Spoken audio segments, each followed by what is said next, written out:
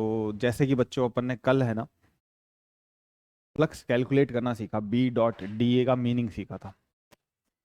और flux calculation Faraday law को involve नहीं करता, फ्लक्स होता है बी डॉट डी ए। आज हम फैराडेज लॉ को इन्वॉल्व करेंगे और इसका फर्स्ट डेरिवेटिव लेंगे। अगर आप इसको डिफरेंशिएट करते हो आपको ईएमएफ मिलता है, वो होता है D phi by D T, ऐसा है ना, ईएमएफ का मैग्नीट्यूड। बार बार मैग्नीट्यूड इसलिए बोल रहा हूँ क्योंकि इसकी एक पर्टिकुलर डायरेक्शन में करंट प्रोड्यूस करेगा ये, और वो डायरेक्शन कौन डिसाइड करता है? कोई तो डिसाइड करता ही होगा। वो फैराडेज लॉ की बजाय हम लेंज लॉ से देखेंगे, इसलिए मैग्नीट्यूड ऑफ ईएमएफ है ये। यानी दुनिया में कहीं पे मैग्नेटिक फील्ड चेंज हो रहा हो ना, तो वहाँ पे एक ईएमएफ प्रोड्यूस हो जाता है, और वहाँ पे अगर कोई चार्ज पार्टिकल रखा हुआ है तो मोशन करने लग जाता है। मेरे कहने का मतलब है कि आपके हाथ में यहाँ पे मैग्नेट है और यहाँ पर एक वायर है, आप इस मैग्नेट को मूव कीजिए बस, और मिरेक्युलसली इस वायर में आपको क्या दिखाई देगा? Current. Very amazing phenomenon. Time varying magnetic field एक इलेक्ट्रिक फील्ड प्रोड्यूस करता है, इसको एक ईएमएफ से अपन शो करते हैं, जिसको अपन इंड्यूस्ड ईएमएफ बोलते हैं, है ना, जिसको किसी और चीज़ ने इंड्यूस किया है, दूसरे टाइप के फील्ड ने, और उसकी वजह से प्रोड्यूस होता है करंट। देखो, अगर ईएमएफ है तो करंट होगा ही, ऐसा ज़रूरी नहीं है, उसके लिए सर्किट कंप्लीट होना चाहिए।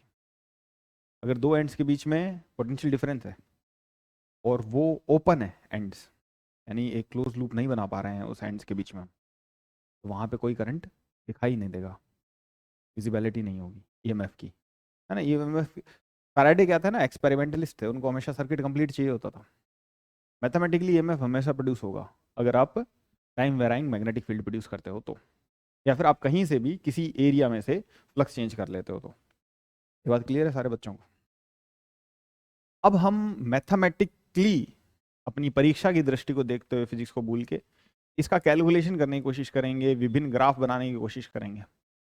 मैं एक चीज़ बता दूं आपको, आपको इसमें इसका क्या मतलब है ध्यान से सुनना। सबसे पहले आप फाई टोटल निकालोगे किसी एरिया में से। क्या निकालोगे? फाई टोटल निकालोगे as a function of time. मैं निकालना सिखाऊंगा आपको कैसे निकालेंगे as a function of time. क्या निकालोगे? फाई। और वो पूरा फाई निकालने के बाद उसको आप टाइम के रिस्पेक्ट में डिफरेंशिएट करोगे। मेरा सुन लिया आपने? मैं यहाँ पे लिख देता हूँ कि ऑब्टेन फाई, है ना, ऑब्टेन फाई, पहला स्टेप हमारा ये होगा थ्रू आउट द एरिया, और उसके बाद में होगा कि उसको आप डेरिवेट कीजिए, डिफरेंशिएट कीजिए, डिफरेंशिएट या टेक फर्स्ट डेरिवेटिव। आप उसका पहला डेरिवेटिव ले लीजिए, first derivative with respect to time. प्यारे बच्चों, तो आपको जो वैल्यू मिलेगी वो ईएमएफ की वैल्यू होगी, ऐसा हम कह ही रहे हैं, है ना। जैसे उदाहरण के तौर पर सबसे पहले, जैसे फ्लक्स आपको दे रखा है अल्फा टी स्क्वायर, ऐसा फ्लक्स है ये, alpha T square plus beta T.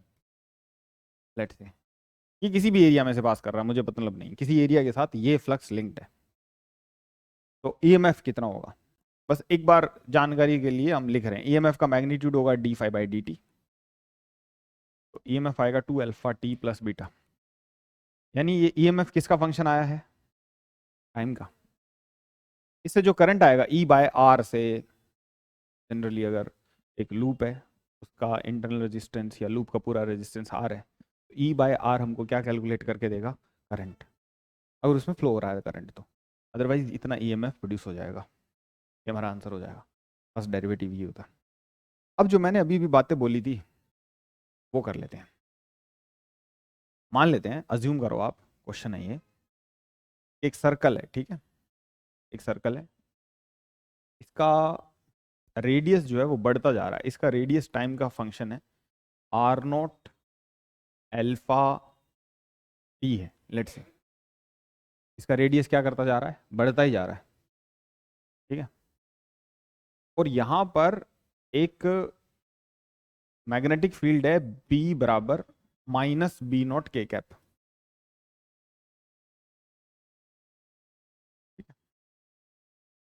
तो हमको बताना है ईएमएफ प्रोड्यूस्ड, हो सकता है ईएमएफ रेडियस का फंक्शन हो when as a function of time, मतलब कांस्टेंट है तो ठीक है, मुझे नहीं पता है ना, क्योंकि ये कांस्टेंट है कि नहीं है। देखिए इसको किस प्रकार से करेंगे, ईएमएफ का डेफिनेशन क्या होता है, D phi by D T, है ना। तो D phi by D T निकालने के लिए मैंने आपको पहले ही बोला है कि पहले तो आप फाई कैलकुलेट करोगे। फाई कैसे कैलकुलेट होगा, पी डॉट डी ए से, इंटीग्रल से। मैग्नेटिक फील्ड किसी भी जब रेडियस हो जाएगी, जैसे टी बराबर 0 पर रेडियस 0 है, किसी भी समय जब रेडियस आर हो जाएगी इसकी, किसी भी समय क्या फंक्शन दिया हुआ था, आर बराबर आर नॉट अल्फा टी, तो मैं आर को कैपिटल आर लिख देता हूं, किसी भी समय ऐसा होगा, ठीक है। तो उस टाइम एरिया होगा पाई इंटू में आर स्क्वायर।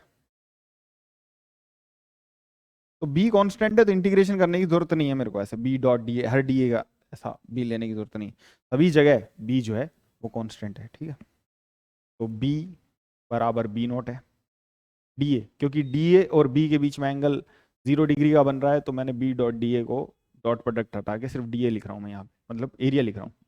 एरिया होगा पाई इंटू में ये वाला आर का square, R naught square alpha square into T square. ये क्या है बच्चों, ये किसी भी समय टी का एरिया है। एरिया क्या करता जा रहा है, बढ़ता जा रहा है, और टाइम के स्क्वायर से बढ़ता जा रहा है, क्योंकि रेडियस टाइम के एक पावर से बढ़ता जा रहा है, तो एरिया टाइम के स्क्वायर से बढ़ता जाएगा। तो बी इंटू एरिया क्या देगा आपको, किसी भी समय का फ्लक्स देगा। तो फाई बराबर हो जाएगा B naught pi R naught square alpha square T square, ये जो ऊपर वाला लिखा हुआ है। अभी अपन को क्या करना है, D phi by D T करना है, ये ईएमएफ का मैग्नीट्यूड आएगा, ठीक है। D phi by D T करना है, तो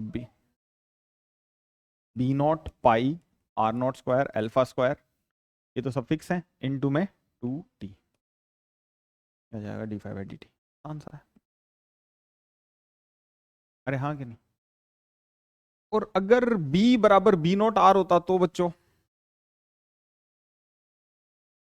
तो हम क्या करते कि किसी एलिमेंट को लेते और इसमें से जाने वाला फ्लक्स देखते, और फिर उसको क्या करते, इंटीग्रेट करते। आइए ऐसा भी सवाल कर लेते हैं जिसमें मैग्नेटिक फील्ड जो है स्पेस के हिसाब से वेराइंग हो, उसको बोलते हैं अपन नॉन यूनिफॉर्म मैग्नेटिक फील्ड। एक तो होता है स्टेडी वर्ड होगा, एक यहाँ पे यूनिफॉर्म होगा। यूनिफॉर्म का मतलब है कि कोई चीज सेम है थ्रू आउट द स्पेस, पूरी जगहों में सब जगह सेम है, टाइम में हो सकता है अलग अलग हो। जैसे यहाँ पे पूरे बोर्ड पे मान लो मैग्नेटिक फील्ड बंद हो रहा है, चालू हो रहा है, चालू हो रहा है, बंद हो रहा है, ऐसा। तो मैग्नेटिक फील्ड का जब भी वैल्यू मैं कह रहा हूँ यूनिफॉर्म है, तो वो स्टेडी नहीं है। मैग्नेटिक फील्ड टाइम के साथ बदल रहा है, हो सकता है कभी जीरो हो, कभी बी नोट हो, या जो भी है, लेकिन वो क्या है, यूनिफॉर्म है। यूनिफॉर्म और स्टेडी में फर्क समझे ना, ऐसा। तो मेरे कहने का मतलब है, क्या ये एक एग्जांपल लेते हैं थोड़ा सा और बेटर, इससे गहरा, ठीक है। जैसे एक वाई एक्सिस के लॉन्ग मैं एक वायर प्लेस कर देता हूँ, इनफाइनाइटली लॉन्ग एक वायर है जिसमें करंट आई है, ठीक है। और यहाँ पे इस जगह पे, इस जगह पे ये मैं शुरू शुरू में t बराबर 0 पे, तो मैं यहाँ रख देता हूँ ऐसा। इसकी एक एज जो है, या एक साइड जो है स्क्वायर की, एक साइड जो है स्क्वायर की, मैं इसको यार कोई और कलर से करना चाहता था,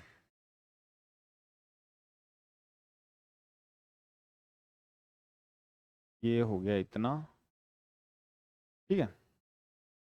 इसकी एक साइड इसको टच कर रही है वाई एक्सिस को, ठीक है। और ये कांस्टेंट वेलोसिटी v से इधर चल रहा है, इसका वेलोसिटी कांस्टेंट है, ये कांस्टेंट वेलोसिटी v से इधर चल रहा है। आपको बताना है कि ये वायर में करंट जा रहा है, आपको बताना है फाइंड ईएमएफ, इस लूप के अक्रॉस ईएमएफ बताना है। किसी चीज के अक्रॉस ईएमएफ बताओगे तो उसके साथ एसोसिएटेड क्या लिखोगे, फ्लक्स, और उसका फर्स्ट डेरिवेटिव लोगे। ये करके दिखा दो।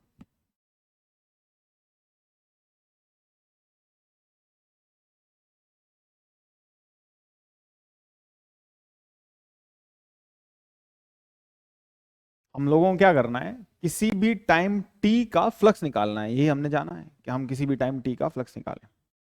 तो किसी भी टाइम टी के बाद ये स्क्वायर कहां होगा, वहां पे रखो इसको, किसी भी टाइम टी पे, और फिर इस स्क्वायर में से जाने वाला पूरा फ्लक्स निकालो।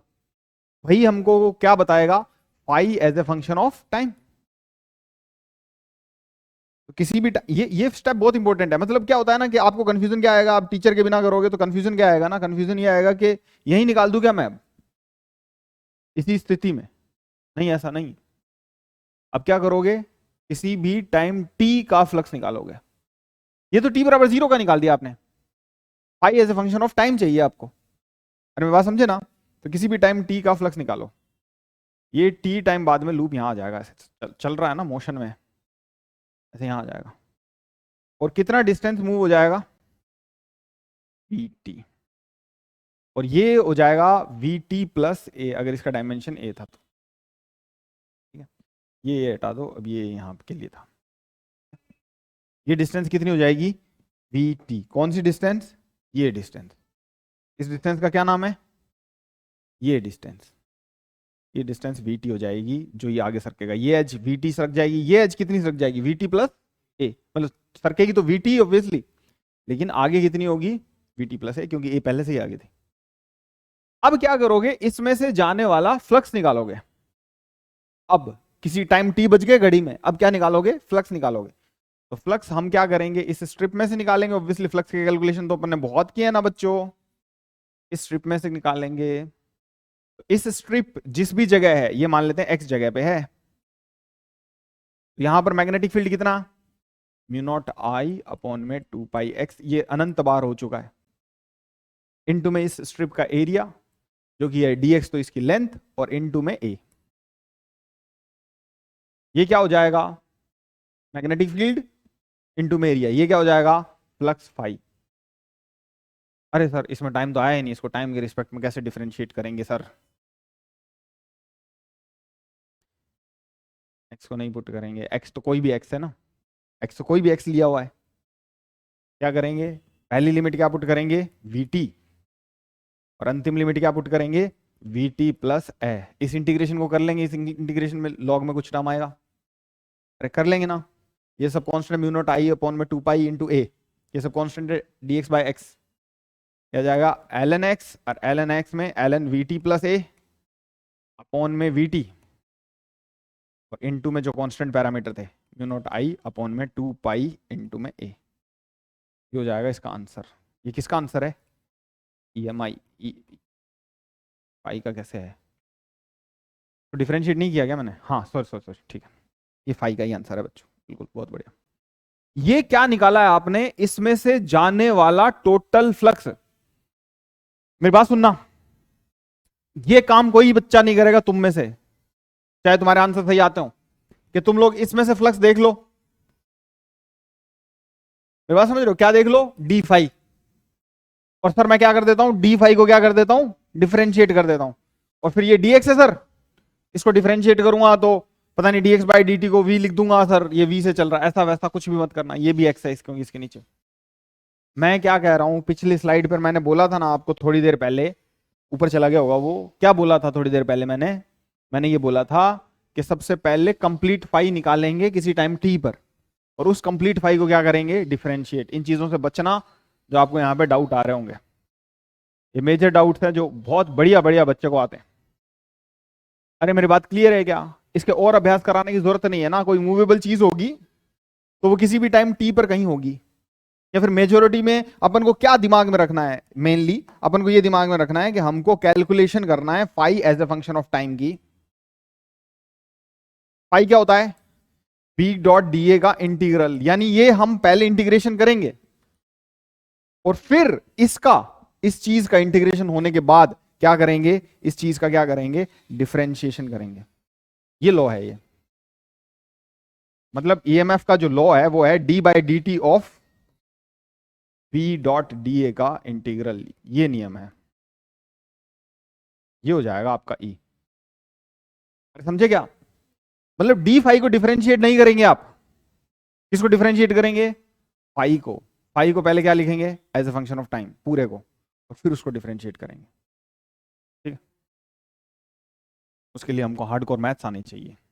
जैसे अपन ऐसा लिख देते हैं ना कि F dot D x potential energy stored है, अपोन में कुछ भी लिख देते हैं जैसे क्यू, तो potential energy per unit charge potential होता है, ऐसा लिख देते हैं ना आप। तो फिर अपन अलग से कह देते हैं कि ये इंटीग्रल करे बिना ही एफ में क्यू का भाग दे देते हैं एफ वेक्टर में, क्योंकि क्यू यहाँ पे क्या चीज है? एक स्केलर नंबर है। ऐसे वेक्टर अलजेब्रा सॉल्व नहीं होती अगर ये स्केलर ना होता, तो हमें पूरा ऑपरेशन फॉलो करना पड़ता, पहले ऊपर वाला सोल्व करना पड़ता। हाँ ऑब्वियसली सोल्व करना पड़ेगा इसको आपको, ये है रूल। क्लियर है क्या? है ना, मैथ्स के एकदम रूल्स आपको क्लियर होने चाहिए फिर सारे, या फिर आप बात मानो। ठीक है। नेक्स्ट है ये मतलब और एग्जांपल ना लूँ ना इसके, टाइम का फंक्शन लिखना है फाई को। फाई कैसे लिखा जाता है? चलो एक और करके दिखाओ।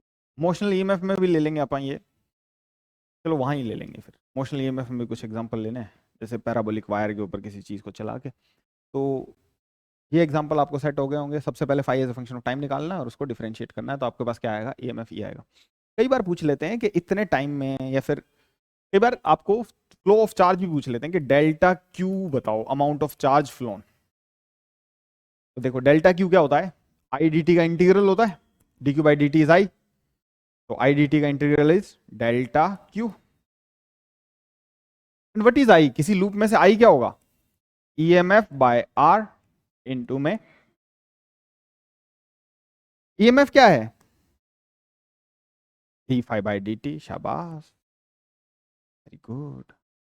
D phi by D T 1 by R into में D T, that is charge flown. ये बहुत इंपॉर्टेंट फॉर्मूला है कि डेल्टा क्यू हो जाएगा इंटीग्रल ऑफ डी फाई, मतलब delta phi change in flux upon में आर। तो याद रखना डेल्टा फाई बाय आर क्या होता है? Charge phloem. डेल्टा फाई दिया होगा आपको पेपर में, ठीक है, या निकाल लोगे कहीं किसी तरीके से, डेल्टा फाई बटे में आर। आर क्या चीज़ है? उस लूप का रेजिस्टेंस, जहाँ से आप क्या फाइंड कर रहे हो? करंट फाइंड कर रहे हो। अरे क्लियर है क्या? अब आप लिखिए लेंस लॉ, और इस पे मैं ठीक ठाक टाइम लूंगा, और इसके बाद हम फाई वाले न्यूमेरिकल फिर से करेंगे और उनके ग्राफ भी बनाएंगे, क्योंकि इसके साथ क्या एसोसिएट होगी? Direction. Lenz law, lens law ऐसा कहता है, एक ही स्टेटमेंट है लेंस का। लेंस ने जो वाकई अपनी किताबों में लिखा है वो ये लिखा है कि नेचर अभोर्स, एकदम इन्वर्टेड कोमा में ये शब्द है उनके, change in magnetic flux.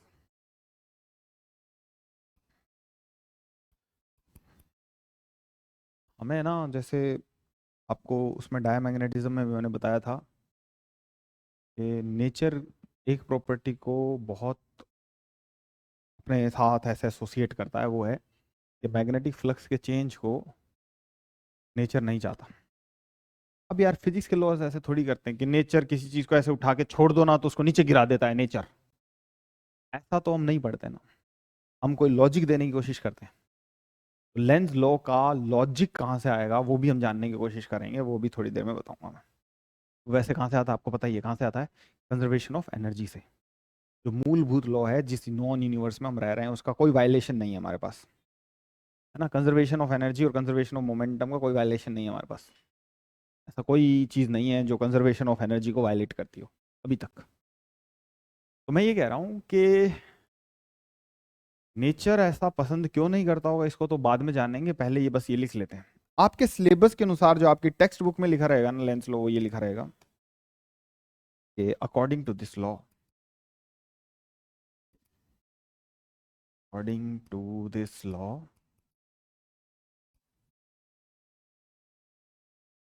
EMF produced, जो भी ईएमएफ प्रोड्यूस हुआ है, अपोजेस द वेरी कॉज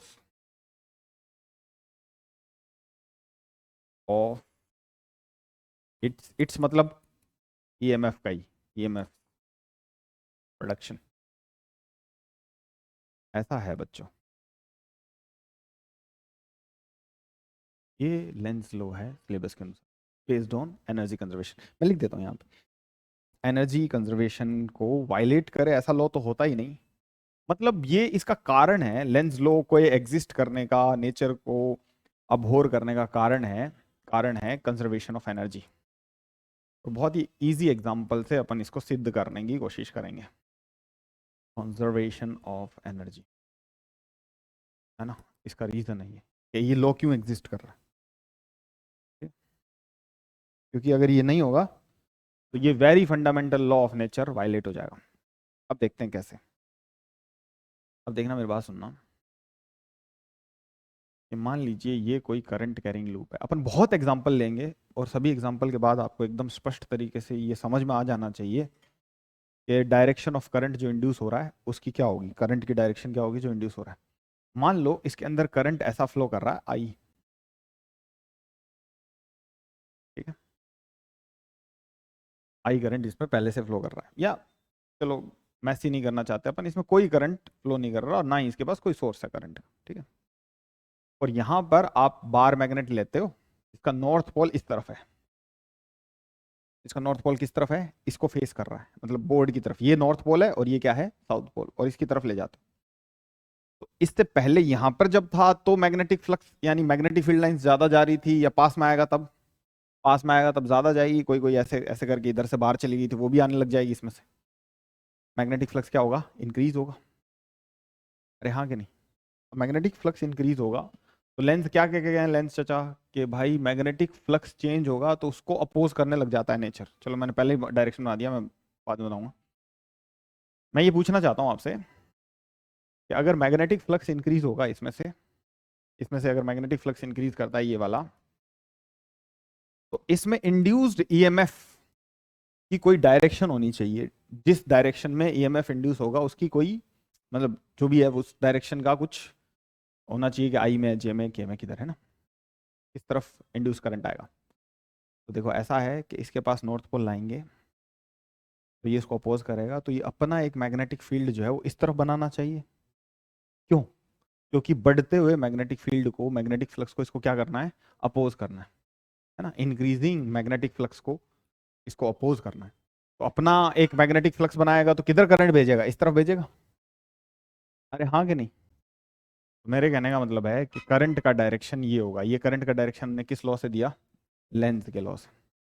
एक और चीज सुनना, मैंने आपको पहले भी बताई थी शायद, कि ये मैग्नेटिक फील्ड है, अगर ये इंक्रीज कर रहा है, मैग्नेटिक फील्ड की डायरेक्शन है ये, मैग्नेटिक फील्ड की डायरेक्शन हुई, और ये करंट की डायरेक्शन अगर है वाकई, तो ये करंट की वजह से इस एलिमेंट पे फोर्स किधर लग रहा है, अंदर की तरफ। इस एलिमेंट पे फोर्स अंदर की तरफ, इस पर भी अंदर की तरफ, सब पे अंदर की तरफ लग रहा है। यानी ये एरिया क्या होने की कोशिश कर रहा है, श्रिंक होने की कोशिश कर रहा है। ये दूसरे तरीके से हम मान सकते हैं कि करंट ऐसा प्रोड्यूस हुआ जिसने किस चीज को अपोज किया, बढ़ते हुए मैग्नेटिक फ्लक्स को। अरे हाँ कि नहीं। तीसरा क्या तरीका हो सकता है कि अगर अगर ये मैग्नेट का नॉर्थ पोल है और इसके पास आ रहा है, तो इसको अपोज कैसे कर सकता है वो, जब ये खुद नॉर्थ बन जाए। अब ये नॉर्थ है क्या, नॉर्थ है तो देखो इसका जो भी एम होगा, यहां से देखने वाले को एम किधर दिखना चाहिए, इधर दिखना चाहिए। एम का डायरेक्शन क्या होता है, ये एम के डायरेक्शन में ही क्या होता है, नॉर्थ पोल होता है उस मैग्नेट का, तो यानी नॉर्थ पोल की तरह बिहेव करेगा। यानी कि हर तरीके से कैसे भी देख लो आप, नेचर जो करंट इसमें प्रोड्यूस कर रहा है वेराइंग मैग्नेटिक फील्ड की वजह से, उस करंट का डायरेक्शन कैसा सिलेक्टेड है, कैसा सिलेक्टेड है, इस प्रकार से सिलेक्टेड है कि किस वजह से ये करंट बना था, इस मैग्नेट को पास लाने की वजह से। और वो करंट क्या करता जा रहा है, इसी बात को अपोज कर रहा है कि भाई इसको पास क्यों ला रहे हो, क्योंकि वो प्रोड्यूस होना ही नहीं चाहता और वो हो रहा है। मेरी बात समझ रहे हो ना, ये लेंस का रूल है कि नेचर नहीं चाहता ये करंट प्रोड्यूस हो। करंट प्रोड्यूस होते ही मतलब या फिर मैग्नेटिक फ्लक्स चेंज होते ही ये करंट बहेगा। ये करंट ये आपको बार बार कह रहा है कि मेरे अंदर से मैग्नेटिक फ्लक्स को चेंज मत करो आप। इस बार मैग्नेट को आप स्टेशनरी कर दो तो इसमें से कोई इजाफा नहीं होगा करंट में। आप जब एडी करंट वगैरह पढ़ोगे ना कि यहाँ पे पूरी लाइनें चल सकती हैं, तो आप पाओगे कि बहुत भयानक तरीके से इसको क्या करने लग जाता है, अपोज करने लग जाता है जो भी इसमें मैग्नेटिक फ्लक्स का आप चेंज करते हैं। इसका रेजिस्टेंस जीरो हो, अगर जो सुपर कंडक्टर होता है का रेजिस्टेंस जीरो हो, तो ये रिपल्शन हमेशा शो करेगा इसको, और ये करंट हमेशा ही क्या रहेगा, मौजूद रहेगा।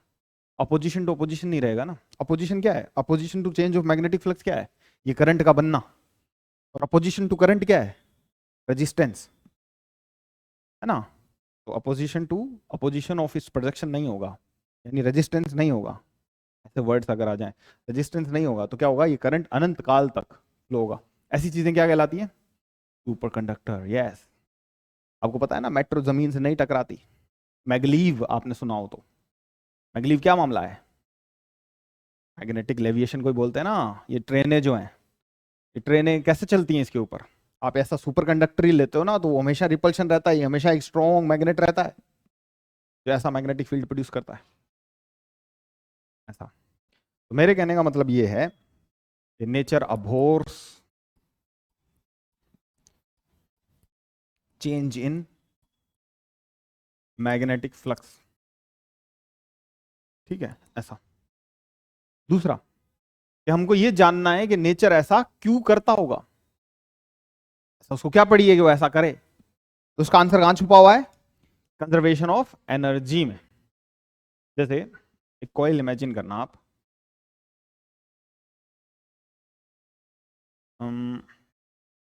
ऐसा एक कोई भी कॉइल इमेजिन, अरे यार आपको समझ में आ रहा है ये कैसा है। मैं ना मैं ये बनाना चाहता हूँ, ये चलो ऐसा इसमें दिख जाएगा आपको, ऐसा ये प्लेन कैसे बाहर है और ये मैग्नेट है, ठीक है जी। हम्म, आपने क्या करा कि इस कॉइल की तरफ ये मैग्नेट फेंक के मारा, ठीक है। ये मान लो ऐसा पड़ा हुआ है मैग्नेट, यहाँ पे पड़ा हुआ और ये फ्रिक्शनलेस फ्लोर है, ऐसा ज्यूम कर लो, या हवा में कुछ जैसे तुम मानना चाह रहे हो वैसे इसकी कल्पनाएं कर लो। ये बोर्ड एक कॉइल है और इसकी तरफ ग्रेविटी फ्री स्पेस में ग्रेविटी का फोर्स लगेगा तो और फोर्सेस भी आ जाएंगे ना, तो इस फोर्स की विजुअलाइजेशन नहीं हो पाएगी। तो इसकी तरफ क्या फेंक के मारा आपने, एक मैग्नेट, है ना, ठीक है। अब कैसे भी मैं हवा में उड़ सकता, मान लो ये ना, मैं बात सुनना, इसकी कुछ वेलोसिटी वी दी होगी आपने, ठीक है। अगर लेंस लॉ सही है तो क्या होना चाहिए कि ये एक ऐसा मैग्नेट बनना चाहिए जो इस मैग्नेट को क्या करे, अपोज करे, यानी कि इधर एक नॉर्थ पोल बने। नॉर्थ पोल बने तो इसके अंदर करंट कैसे फ्लो होना चाहिए, इस प्रकार से कि नॉर्थ पोल इधर दिखे तो ये पेज के अंदर जाना चाहिए और ऐसे करके ऐसे आना चाहिए, ऐसा नॉर्थ पोल बनना चाहिए। यानी इस नॉर्थ को क्या करना चाहिए, वो रिटार्ड करना चाहिए, इसके ऊपर फोर्स लगाना चाहिए ना। फोर्स क्यों लगाएगा, एक नॉर्थ पोल पे फोर्स लगाता ही है, अरे है कि नहीं, एक डाइपोल दूसरे डाइपोल पे फोर्स लगाता ही है कि नहीं लगाता है भाई। तो मेरे कहने का मतलब है कि अगर ये खुद नॉर्थ पोल बन जाएगा तो इसको रिटार्ड करेगा, इसको रिटार्ड करने से इसकी काइनेटिक एनर्जी क्या होगी, कम। ऐसा रियल लाइफ में हो रहा है, ऐसा ही हो रहा है।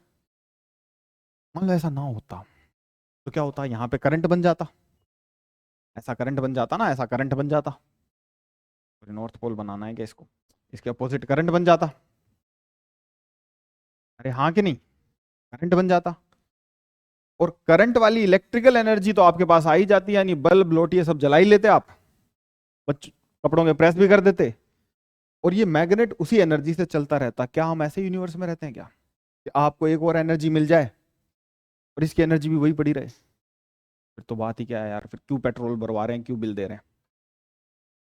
अरे इसकी एनर्जी कम हुई नहीं और इसके पास आने से एक और एनर्जी मिल गई, और तो और मान लो आप ये भी सोचते हो कि लेंस के अपोजिट डायरेक्शन में करंट फ्लो होना चाहिए, तो इसकी एनर्जी बढ़ और जाए और इसके पास एक और एनर्जी आ जाए। ऐसे वर्ल्ड में रहते हैं क्या हम, ऐसे वर्ल्ड में नहीं रहते अनफॉर्चुनेटली, या अनफॉर्चुनेटली मानो यार, वरना तो बहुत सारी एनर्जी क्रिएट कर देते हैं ना फ्रॉम नोवेयर। अरे मेरी बात समझ रहे हैं, मेरे कहने का मतलब है कि लेंस लो एनर्जी कंजर्वेशन को चीखता है।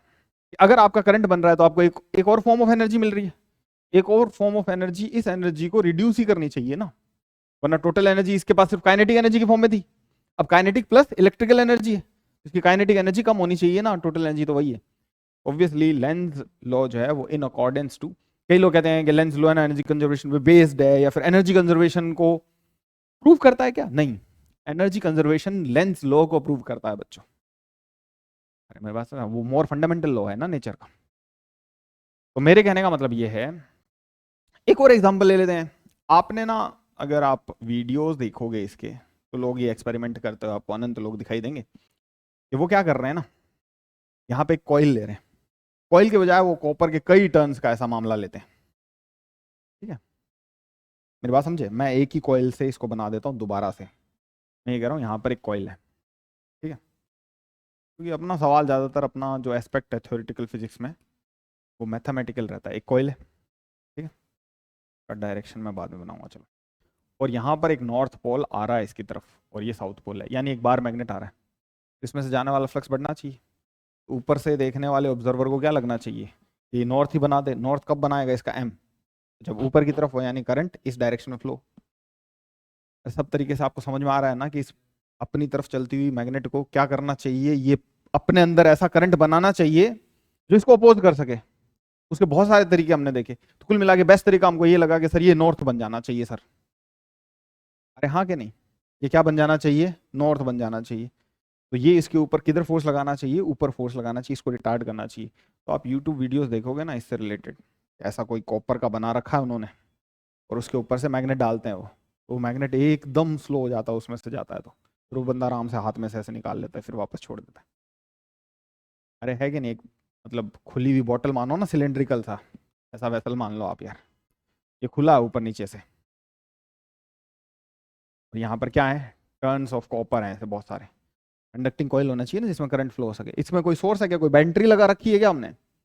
Is there a battery? No. तो ये बार मैग्नेट जो है वो इसके अंदर से बहुत आराम से स्लाइड करेगा। तो आपसे पूछा जाए कि इसका एक्सिलरेशन जी होगा या जी से कम होगा? एक्सिलरेशन जो होगा वो जी से कम होगा। Acceleration A will be less than equal to भी लगा दूं क्या? नो। अगर करंट फ्लो हो सकता है तो, ये सर्किट अगर कंप्लीट है तो, पूरा लूप है तो, ठीक है ना। बाद में हम इसको इवेल्युएट भी कर सकते हैं कि इसने खुद ने यहाँ पे मैग्नेटिक फील्ड कितना प्रोड्यूस किया, वो ज्यादा मैथमेटिकल प्रॉब्लम हो जाएगा। बाकी आपके काम की ये बात है कि इसका एक्सिलरेशन जी से क्या है? कम होगा। ये क्वेश्चन आपसे पूछ सकते हैं वो, है ना, कि इनमें से कौन सा ऑप्शन ट्रू है। अच्छा, जब ये निकल जाएगा, तब इधर फोर्स लग रहा था इसके ऊपर, तो निकल जाएगा तब किधर लगेगा? इधर ही लगेगा, ऊपर ही। बिल्कुल। वो मैग्नेट, देखिए यहाँ पे निकल जाने के बाद का डायग्राम देख लेते हैं थोड़ा सा। मैग्नेट इसके अंदर से बाहर निकल जाएगा, इसका नॉर्थ और साउथ कुछ इस टाइप से हो जाएंगे। तो साउथ इससे क्या कर रहा है? दूर जा रहा है। तो ये नीचे से देखने वाले व्यक्ति को कैसा दिखेगा? नॉर्थ। तो करंट सेम डायरेक्शन में होगा क्या? अभी भी नहीं। नीचे से देखने वाले को कैसा लग रहा है? ये नॉर्थ। ऊपर वाले को अभी भी, फिर ऊपर वाले को कैसा लगेगा? Obviously south. पहले क्या लग रहा था ऊपर वाले को? नॉर्थ। इसमें से जो ये मैग्नेटिक फील्ड लाइंस हैं, ये जो मैग्नेटिक फील्ड लाइंस हैं, इनकी कमी हो रही है कि वृद्धि हो रही है? कमी हो रही है। अरे हाँ कि नहीं? तो ये खुद ऐसा करंट फ्लो करना चाहिए कि ये मैग्नेटिक फील्ड लाइंस बढ़े। इसके लिए करंट कैसा फ्लो होना चाहिए? इस टाइप से फ्लो होना चाहिए बच्चों। अरे है कि नहीं? नीचे वाला नॉर्थ होगा तभी तो यहाँ से नीचे से देखने से नॉर्थ दिखेगा ये। अरे मेरी बात समझ रहे हो कि नहीं समझ रहे हो? तो कुल मिला के आपको ये बात समझ में आनी चाहिए कि नेचर जो है वो इस चीज को अपोज करता है। अब एक बच्चे ने पूछा है कि क्यों ऐसा होता है, तो इसका कारण हमारे पास नहीं है कि why an electric charge produces an electric field. एक मास ग्रेविटेशनल फील्ड क्यों प्रोड्यूस करता है, ये हमको नहीं बताया। एक मास एक अपनी विसिनिटी में एक फील्ड प्रोड्यूस करता है, जिस फील्ड में कोई और मास आने पर वो फोर्स एक्सपीरियंस करता है। मेरी बात समझ रहे हैं? हाँ, आइंस्टीनियन ग्रेविटी में हमें इसके कुछ कुछ आंसर मिलते हैं कि अपने मास, अपने एग्जिस्टेंस से स्पेस टाइम फैब्रिक को क्या करता है? डिस्टॉर्ट करता है, और उसकी वजह से ग्रेविटेशनल फोर्स लगता है। इसको बात को हम खोज रहे हैं अभी कि क्यों कोई चीज चार्ज एक्यूमुलेट करती है, क्यों कोई चीज मास एक्यूमुलेट करती है, क्यों मास ऐसी हरकत करता होगा। हम इस फिनोमेनन को अभी बिलीफ में ले रहे हैं। एक मूविंग चार्ज क्या प्रोड्यूस कर रहा है? Magnetic field. हालांकि वो इलेक्ट्रिक फिनोमेनन ही है। एक स्टेशनरी चार्ज क्या प्रोड्यूस करता है? इलेक्ट्रोस्टैटिक फील्ड प्रोड्यूस करता है। उसका कारण नहीं पता हमको, के क्यू बाय आर स्क्वायर का इलेक्ट्रिक फील्ड अपने से आर दूरी पर अगर वो पॉइंट चार्ज है तो प्रोड्यूस करता है। अच्छा, अब हम इसका न्यूमेरिकल पोर्शन करेंगे और इस मैथमेटिकल लॉ को थोड़ा सा मॉडिफाई करेंगे, जिसमें अपन लिखेंगे E is equals to delta phi D phi by D T, और उसके साथ क्या लगाएंगे, एक माइनस का निशान लगाएंगे। हमारे लिए हमेशा है ना करंट निकालने के लिए इंपॉर्टेंस किस चीज की होगी, ई की वैल्यू की।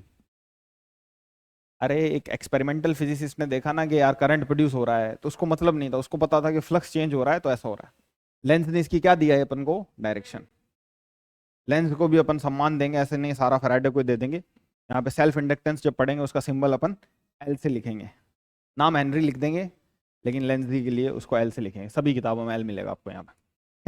Minus D five by D T जो है वो ई एम एफ होगा, और इसका magnitude D five by D T होगा, और माइनस का निशान हमको क्या बता रहा है, सिर्फ और सिर्फ डायरेक्शन।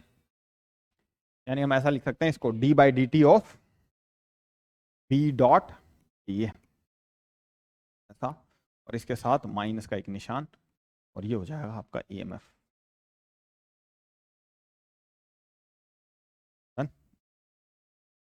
विद लेंस लॉ ऐसा।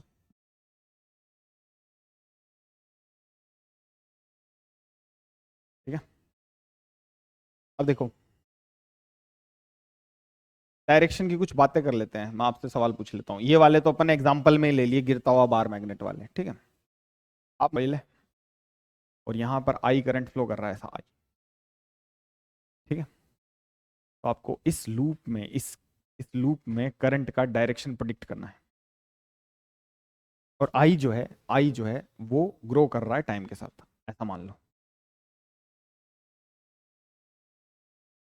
देखो ऐसा है, ये आई ग्रो करेगा, तो इसकी वजह से जो मैग्नेटिक फील्ड है वो अंदर की तरफ है यहाँ पे, और इसको जो पेनिट्रेट अंदर की तरफ मैग्नेटिक फील्ड कर रहा है वो ग्रो कर रहा है, तो इसको बाहर की तरफ मैग्नेटिक फील्ड प्रोड्यूस करना चाहिए, तो इसके लिए करंट कैसा होना चाहिए, एंटी क्लॉकवाइज ऐसा होना चाहिए।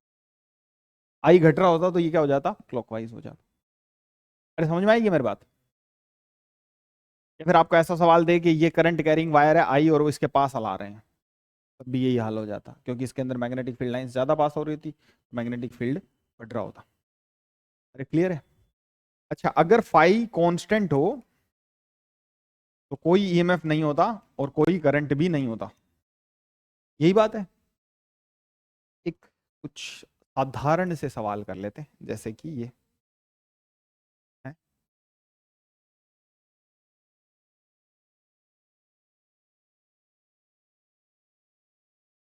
अगर फाई कांस्टेंट हो जाता है किसी कारणवश, फाई बदलना चाहिए, क्या करने के लिए, ईएमएफ प्रोड्यूस करने के लिए।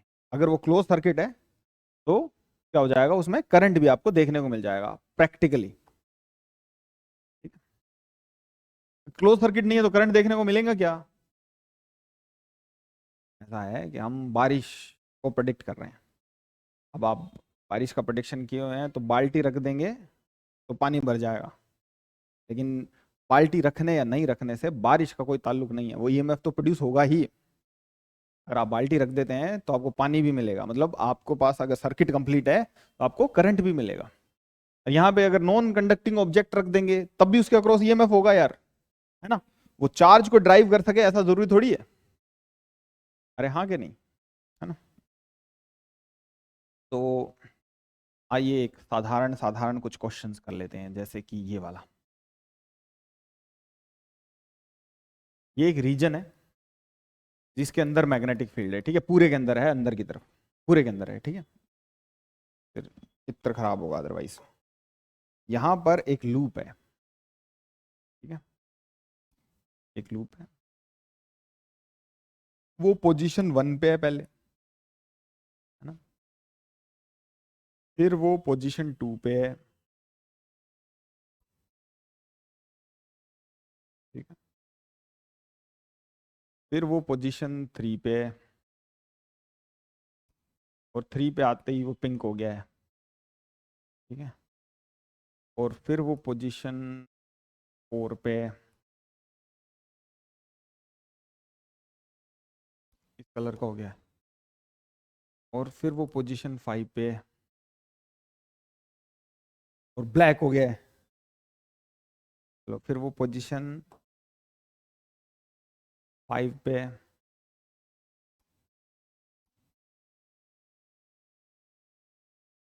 आपको बताना है कि इसके अंदर करंट किस डायरेक्शन में फ्लो होगा।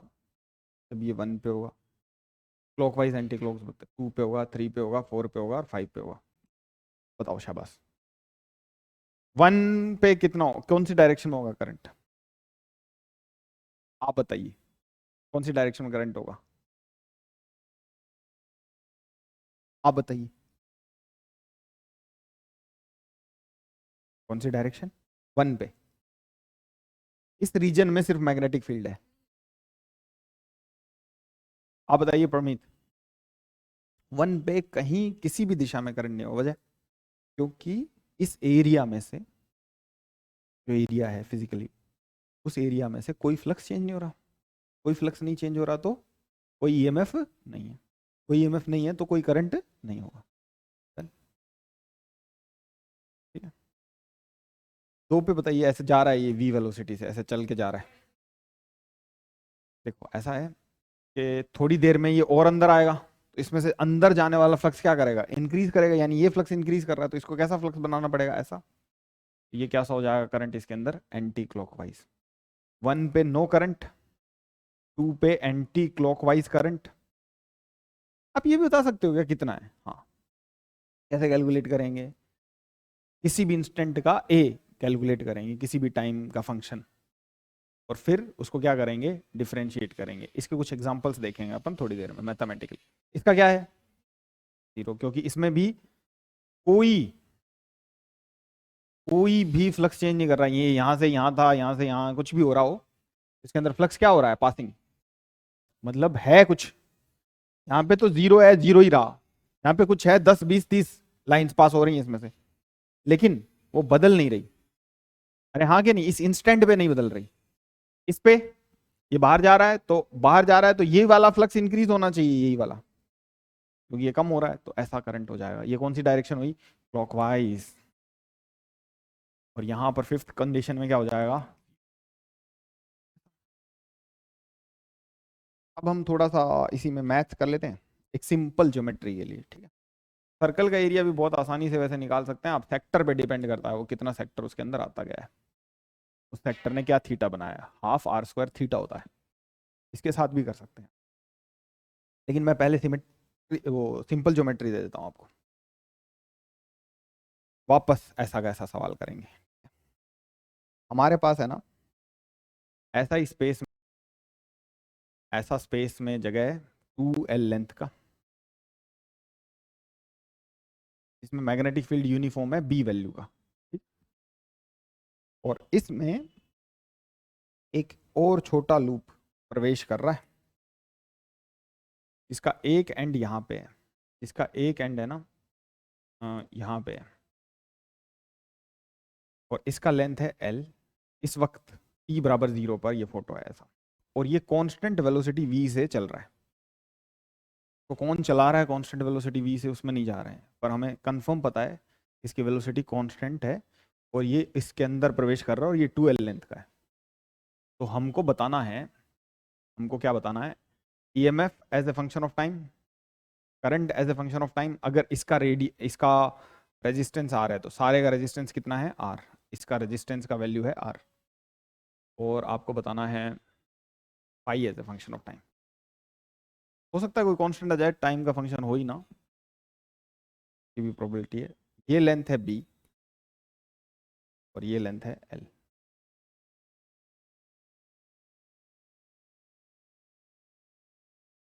और फिर हमको पाई वर्सेस टाइम ग्राफ बनाना है और ईएमएफ वर्सेस टाइम ग्राफ बनाना है। इतने काम करने हैं, ठीक है। तो आइए शुरू करते हैं।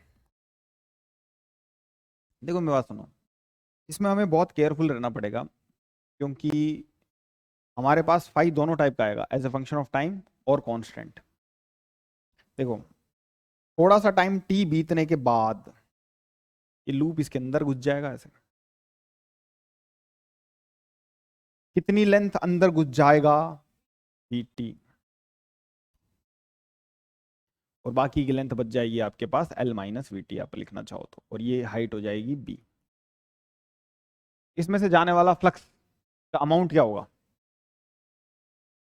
मैग्नेटिक फील्ड इनटू में इसका एरिया। एरिया एरिया क्या होगा? वी टी लेंथ होगी और बी इसकी हाइट होगी। ये होगा, हाँ या ना? ये जब तक, कब तक का लिखा है ये एक्सप्रेशन? हमेशा सदाबहार एक्सप्रेशन नहीं है ये कब तक मान्य किया जाएगा? जब तक ये पूरा प्रवेश नहीं कर जाता। उसके बाद में तो फ्लक्स क्या रहेगा? Phi as a function of time रहेगा ही नहीं, क्योंकि ये पूरा इसके अंदर आ गया। अब इसके अंदर से फ्लक्स कोई चेंज हो ही नहीं रहा है ना। फ्लक्स क्या हो गया? कांस्टेंट हो गया। तो ये जब तक L बाय 0 से लेकर L बाय वी टाइम तक ऐसा रहेगा ये। उसके बाद में L बाय वी से लेकर 2L बाय वी तक पाई क्या रहेगा? कांस्टेंट रहेगा।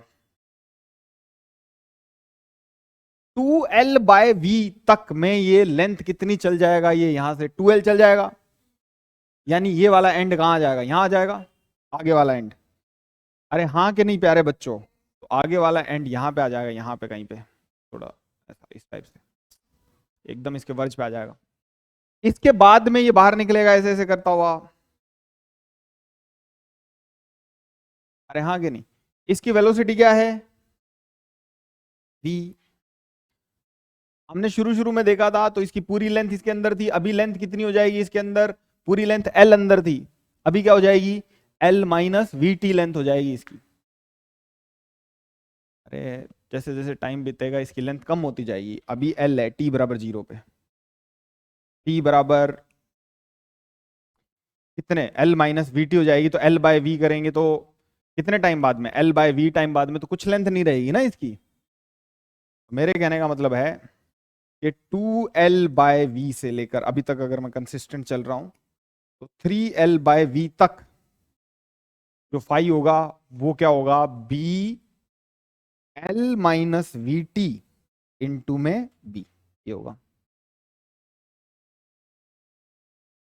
अरे हाँ कि नहीं? और यहां पे जो कांस्टेंट वैल्यू आएगी वो कितनी होगी? बी इंटू लेंथ इंटू में बी। क्यों? जब ये इसके अंदर पूरा होगा तो मैग्नेटिक फील्ड बी है, लेंथ क्या है? एल है, और हाइट क्या है? बी। एल इंटू बी क्या हो जाएगा? इसका एरिया इंटू में मैग्नेटिक फील्ड। अरे समझे कि नहीं? इसको एज अ, इसको ग्राफ को बना दे, पाई वर्सेस टाइम का ग्राफ बना दे बच्चों। बना देता हूं। तो यहां पर ले लेते हैं फाई, और यहां पर ले लेते हैं टाइम। पाई वर्सेस टाइम, टी बराबर 0 पर पाई है 0, कोई फ्लक्स नहीं जा रहा। जैसे जैसे टाइम बढ़ रहा है, क्या निकाला था वो फंक्शन याद होगा, वैसे वैसे फ्लक्स क्या कर रहा है? बढ़ रहा है।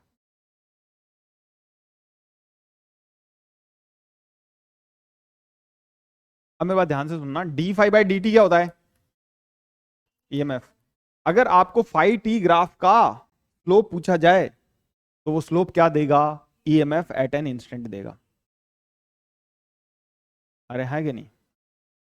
मैग्नीट्यूड में वो सिर्फ डायरेक्शनल प्रॉपर्टी के लिए माइनस निशान है लेंस लॉ में, करंट का डायरेक्शन ये होगा। ठीक है, D phi by D T is equals to E. अब देखो आगे, उसके बाद में फाई कांस्टेंट हो जाएगा, मैक्सिमम हो जाएगा। उसके बाद में उस लूप में से जाने वाला फ्लक्स क्या करेगा? डिक्रीज करेगा। अरे करेगा कि नहीं करेगा? डिक्रीज करेगा। अरे क्लियर है ना? तो ये वाला कितना टाइम था? L by V. ये कितना था? 2L bye we. और ये कितना था? 3L bye we. अरे समझ में आया क्या तुमको? ये वो रॉड जैसे जैसे घुसेगी फाई क्या करेगा? इंक्रीज करेगा। इसका पॉजिटिव स्लोप है तो ईएमएफ नेगेटिव से शो कर देंगे आप। इसी के लिए हमको बनाना है ईएमएफ वर्सेस टाइम ग्राफ। अगर ये फाई टी ग्राफ है तो ईएमएफ वर्सेस टाइम ग्राफ बनाना है हमको। यही बना देते हैं।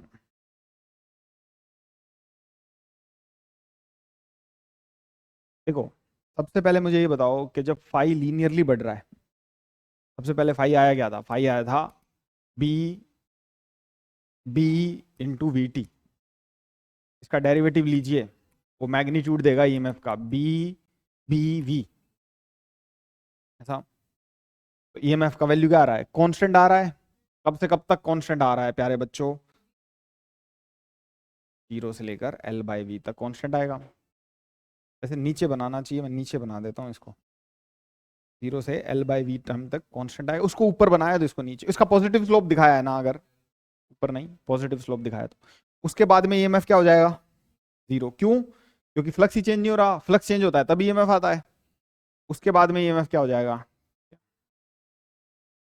ये सेम ही है, नीचे ऊपर है ना। और इसका वैल्यू क्या होगा, यहां पर वैल्यू क्या होगा इसका, बी बी। और बाद में फाई का फंक्शन ही, ये कितना टाइम है, ये टाइम कितना है, ये ईएमएफ है, ये टाइम है, ये टाइम कितना है L बाई वी, इसी कोऑर्डिनेट सिस्टम के अकॉर्डिंग है टाइम। ये 2L बाई वी और ये वाला टाइम है 3L बाय, समझ में आया कुछ।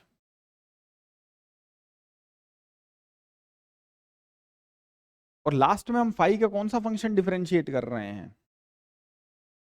B L minus V T into में बी। देखो बी एल बी, ये मल्टीप्लाई होगा, बी और बी इससे मल्टीप्लाई होंगे, उसको डेरिवेट करोगे तो 0 आएगा, इसको करोगे तो नेगेटिव आएगा। अरे है कि नहीं, उसको फिर पॉजिटिव माइनस का निशान हम अपनी तरफ से भी डालते हैं एक, तो पॉजिटिव। अरे हाँ कि नहीं, करंट का डायरेक्शन भी प्रिडिक्ट कर सकते हैं क्या, हाँ।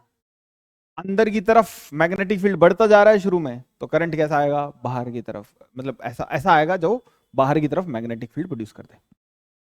डन है, ऐसे लिख पाओगे क्या, कर पाओगे क्या।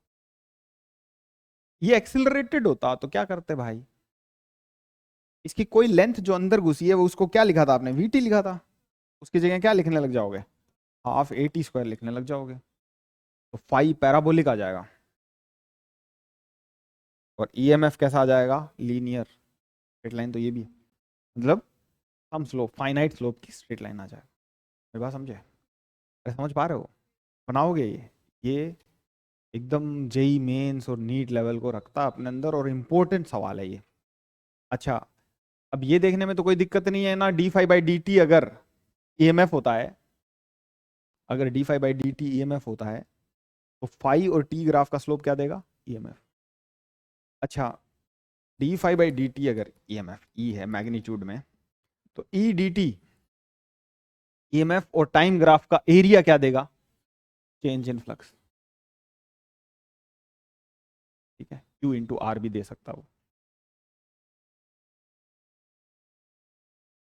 मेरी बात समझे ना। और क्या पूछा था मैंने, कुछ पूछा था, ग्राफ बनाने को बोला था। करंट, करंट क्या हो जाएगा, बार बार करंट अलग अलग होगा, जब जब ईएमएफ होगा तब तब करंट होगा। यहां करंट होगा, कितना होगा, इतना अपॉन में आर। यहां करंट होगा वही होगा, इतना अपॉन में आर। कर लेंगे। अच्छा, एक्सिलरेटेडली उसे तब भी कर लेंगे ना। एक थोड़ा सा अच्छा सवाल दे देता हूं, और फिर एक बहुत अच्छा सवाल के साथ इस लेक्चर को समाप्त कर लेंगे।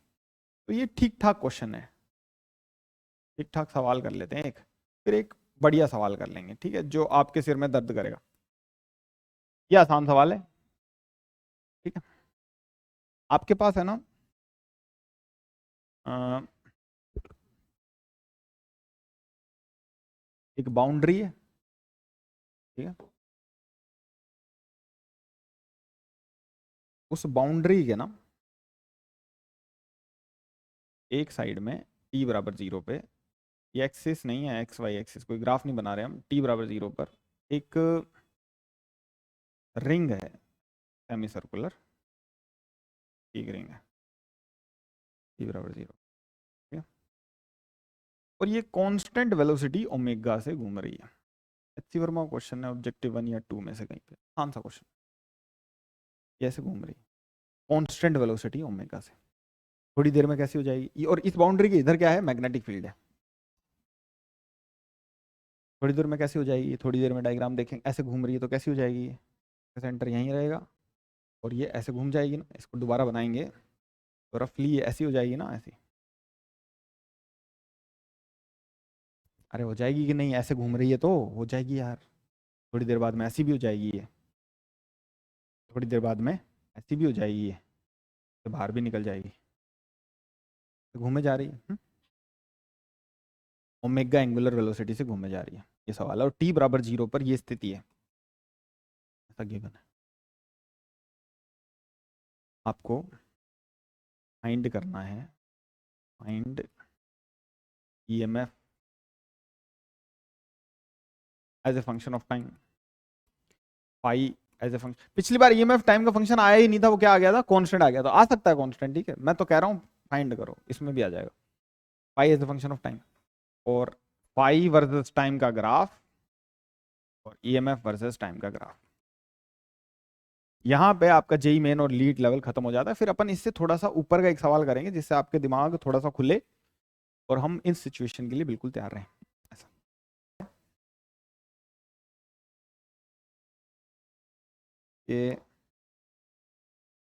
ये थोड़ी देर बाद में जब ऐसा हो जाएगा तो इसमें से कुछ ना कुछ फ्लक्स जाने लग जाएगा। सेंटर तो इसका यही है, सेंटर के अबाउट रोटेट हो रहा है, तो इतना सेक्टर, किसी सेक्टर का एरिया क्या होता है, वो इस थीटा पे डिपेंड करता है जो वो सेक्टर ने बना रखा है उस स्लाइस में, ठीक है ना। जैसे 2 पाई का कितना होता है, 2 पाई का होता है पाई आर स्क्वायर,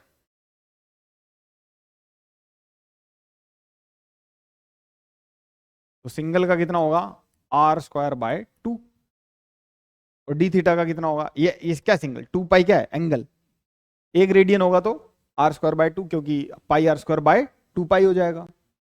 थीटा एंगल का कितना हो जाएगा, डी थीटा एंगल का कितना हो जाएगा, आर स्क्वायर बाय 2 इंटू में थीटा हाफ। जैसे इस थीटा को 2 पाई रख दो यार तो पूरे का आ जाएगा ना, यूनिटरी मेथड लग जाता है इसमें ना।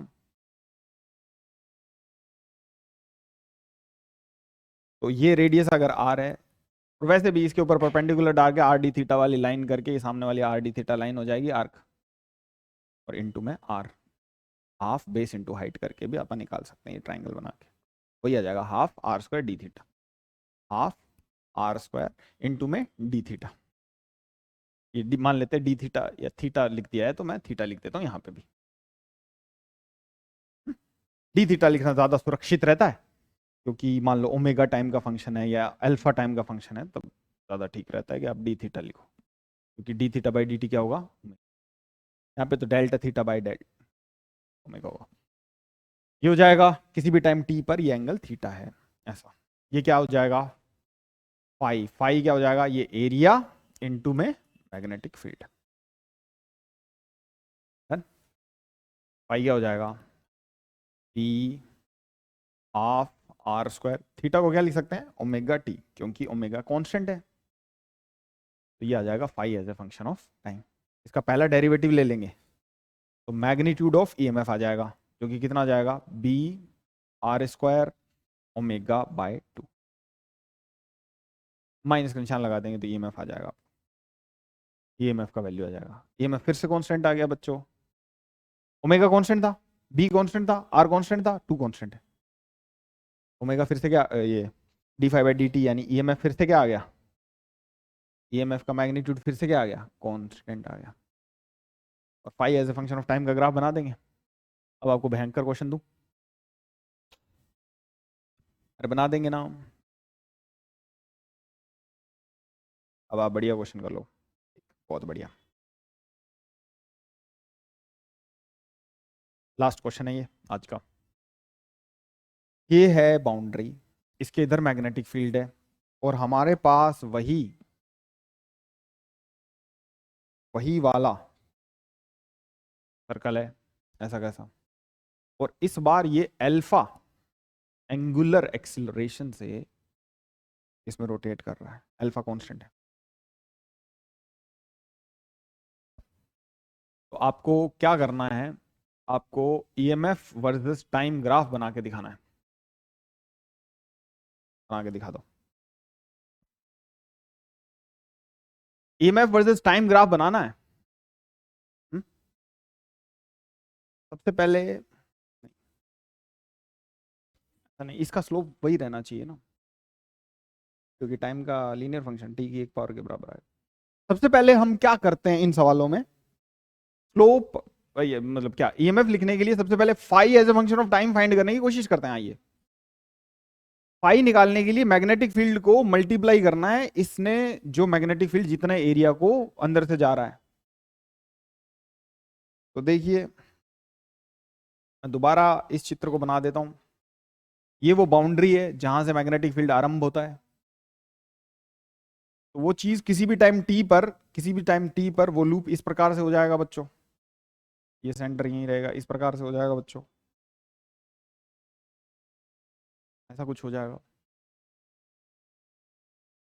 ये जो एरिया होगा वो क्या होगा, हाफ आर स्क्वायर इंटू में थीटा इंटू में मैग्नेटिक फील्ड भी, ये क्या हो जाएगा, फ्लक्स।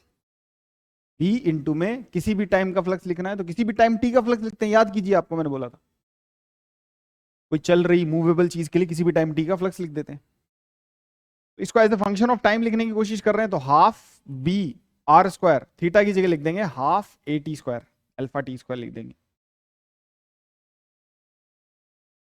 तो phi as a function of time क्या आ जाएगा, कांस्टेंट सब लोग, बी आर स्क्वायर 4 अल्फा, ये सब लोग कांस्टेंट है, इनटू में टी स्क्वायर। फाई का अगर आप ग्राफ बनाओगे तो वो क्या बनेगा, पैराबोला। ठीक है, डन। अब minus D phi by D T क्या होता है, ईएमएफ होता है। तो ई क्या हो जाएगा, पी आर स्क्वायर अल्फा, इसका पहला डेरिवेटिव भी तो लेना है माइनस करके 2t। अब हम यहाँ पे कोई पचड़ा देख लेते हैं, वो रॉड घुसी थी जैसे उसके अंदर मैग्नेटिक फील्ड के, कि कहीं ऐसा तो नहीं होगा कि किसी क्षण पे ये ईएमएफ लगना बंद हो जाएगा, मतलब उत्पन्न होना बंद हो जाएगा। ये क्या हर टाइम मैग्नेटिक फ्लक्स बदलती रहेगी क्या, ये अरेंजमेंट ऐसा है क्या, मेरे को बताओ। थोड़ी देर बाद में ये ऐसा हो जाएगा, थोड़ी देर बाद में थोड़ा और, नहीं कभी ऐसा नहीं होगा। ये थोड़ी देर बाद में ऐसा हो जाएगा, फिर ऐसा, फिर ऐसा, फिर पूरा घुस जाएगा इसके अंदर, है ना। उसके अगले पल निकल तो भी तो जाएगा, ऐसा कांस्टेंट वहीं पड़ा थोड़ी रहेगा, ये तो घूमे जा रहा है लगातार। ना ही पिछले सवाल में ऐसा होगा, ना ही इस सवाल में ऐसा होगा। ये बाउंड्री ऐसे सिलेक्टेड है। जैसे मैं आपको कहता कि ये रॉड जो है ना, ये बाउंड्री जो है वो एल लेंथ की है और रॉड 2l लेंथ की है, तो फिर इस रॉड के लिए भी नहीं होता ऐसा। अरे मेरे बात समझ रहे हो ना, उसमें तो रॉड एल लेंथ की थी और ये 2l लेंथ का था, तो हाँ उसके अंदर घुस जाएगी, तो ऐसा हो गया था। तो हमको ये टेंशन तो लेनी ही नहीं कि सर इसका ईएमएफ बदलेगा। ऐसे ही तो जनरेटर चलता है प्यारे बच्चों। जनरेटर का दूसरा अरेंजमेंट है। जनरेटर में क्या अरेंजमेंट है कि यहाँ पर ऐसी कॉइल होती है, इसमें कोई करंट नहीं होता, यहाँ पे नॉर्थ और यहाँ पे साउथ पोल होती है, तो घूमती रहती है, निरंतर घूमती रहती है, तो बार बार क्या होता रहता है, फ्लक्स चेंज होता रहता है।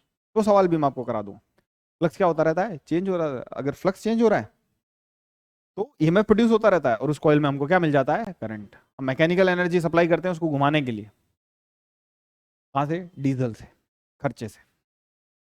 अरे हाँ कि नहीं, मैकेनिकल एनर्जी किस में कन्वर्ट हो जाती है, इलेक्ट्रिकल एनर्जी। तो कुल मिला के हमको ये तो देखना ही नहीं।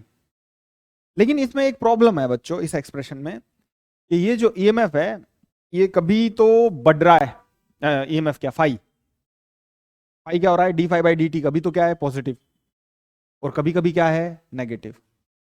शुरू शुरू में क्या है, पॉजिटिव, ईएमएफ कैसा होगा, negative, minus of D phi by D T. शुरू शुरू में फाई बढ़ रहा है ना, जैसे जैसे वो मोर एंड मोर इसके अंदर आता जा रहा है, देखिए इसके अंदर आता जा रहा है, जैसे जैसे ये, वैसे वैसे फाई इसमें से क्रॉस होने वाला फाई क्या होता जा रहा है, इंक्रीज, फिर फुल हो जाएगा मैक्सिमम, फिर क्या होगा, डिक्रीज। मैक्सिमम कब होगा, जब ये कितना एंगल घूम जाए, शुरू में ऐसा था और बाद में ऐसा हो गया, ऐसा कितना एंगल घूम जाए, पाई आधा, क्योंकि पूरा रोटेशन होने के बाद एज इट इज वैसा का वैसा हो जाएगा, बाहर हो जाएगा। फुल रोटेशन का मतलब क्या होता है, यथास्थिति जैसी शुरू में थी 2 पाई एंगल के बाद, यानी पाई एंगल के बाद में जो फ्लक्स है वो क्या होने लग जाएगा, डिक्रीज। तो ईएमएफ कैसा हो जाएगा, positive, minus D phi by D T होता है वो। फ्लक्स बढ़ रहा है तो ई नेगेटिव की एक्सिस की तरफ बनाएंगे, और घट रहा है तो ऐसे बनाएंगे। ई टाइम के साथ बढ़ता ही जा रहा है, बढ़ता ही जा रहा है, बढ़ता ही जा रहा है, क्या ऐसा है, हाँ। ई टाइम के साथ क्या करता जा रहा है, बढ़ता ही जा रहा है, देखिए आप। अरे हाँ कि नहीं, क्योंकि ये तेज होता जा रहा है, क्या तेज होता जा रहा है, तो एरिया को जल्दी जल्दी स्वीप करेगा, तो मैग्नेटिक फ्लक्स को जो इसमें से पास हो रहा है उसको चेंज तो कर ही कर रहा था, चेंज करने की रेट को भी बढ़ा रहा है। ये टी स्क्वायर का एक्सप्रेशन हमसे यही तो कह रहा है यार, देखो ना आप, ये कांस्टेंट रेट से स्वीप करता रहता तो फ्लक्स तो बढ़ता रहता, कभी कम होता रहता कभी बढ़ता रहता, ऐसा करता। लेकिन लेकिन अ, अभी जो ये काम कर रहा है वो फ्लक्स तो चेंज कर ही कर रहा है, और तेज और तो जा रहा है, और तेज और तेज, अगले राउंड में और तेज। फिर ये चित्र ही हमको दिखा गया कि फिर एक दिन गायब हो जाएगा, ये इतना तेज दिखाई नहीं देगा। तो मेरे कहने का मतलब है कि फ्लक्स जो है वो चेंज हो रहा है, उसके चेंज होने की रेट भी चेंज हो रही है, और वो इंक्रीजिंग है, इंक्रीजिंग इंक्रीजिंग। इतना सब विवेचना करने के बाद आइए हम इसका ग्राफ बनाते हैं। ये सब कांस्टेंट लोग हैं बच्चों। अरे हाँ कि नहीं? यस। तो इसका ग्राफ ऐसा बनेगा कुछ, ये टाइम है, ये ईएमएफ है। ईएमएफ कब तक बढ़ता ही जाएगा? पाई एंगल तक, जब थीटा क्या हो जाए, पहली बार पाई हो।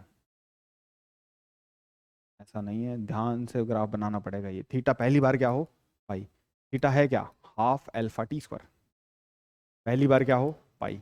तो 2 पाई बाय एल्फा, इतने टाइम बाद में ये ईएमएफ अपनी दिशा बदलेगा। तो सबसे पहले ईएमएफ कैसा आएगा? ऐसा। और ये टाइम कितना है? 2 अल्फा/पाई का रूट। फिर थीटा कितना? 2 पाई। तो अब यहां से शुरू कर दूं क्या मैं ग्राफ बढ़ाने का? नहीं, इतना ईएमएफ तो है ही। अब वैल्यू पुट कर लेना टी की है, उसके बाद और बढ़ेगा ईएमएफ। तो ये ग्राफ कहीं यहां से इसके एकदम, ये जो वैल्यू है ये अगर एक्स है, कहां से शुरू होगा? ये एक्स से ही शुरू होगा और बढ़ जाएगा।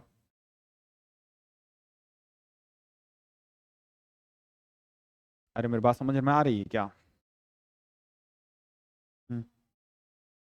2 पाई बाय अल्फा है क्या? 2 पाई बाय अल्फा,